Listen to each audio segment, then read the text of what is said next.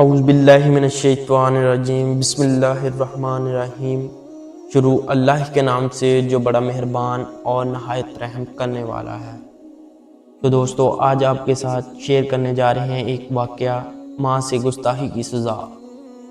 اگر لکھنے والا منصب کوئی عام آدمی ہوتا اور کتاب غیر معروف ہوتی تو معاملہ کچھ اور ہوتا، مگر یہاں لکھنے والا امام بخاری رحمۃ اللہ ہیں، جن کی کتاب صحیح بخاری کو قرآن کریم کے بعد صحیح ترین کتاب ہونے کا شرف حاصل ہے، جو دنیا اسلام کی مشہور و معروف شخصیت ہیں۔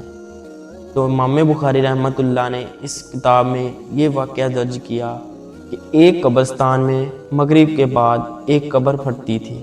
اس میں سے ایک شخص نکلتا تھا جس کا سر گدھے کی مانند تھا، گدھے کی طرح آواز نکال کر چند لمحے بعد قبر میں چلا جاتا تھا۔ کسی لوگوں نے پوچھا کہ آخر اس قبر میں کے ساتھ کیا معاملہ ہے، یہ کیوں ہو رہا ہے، اس کی کیا وجہ ہے؟ بتانے والے نے بتایا کہ یہ آدمی شراب پیتا تھا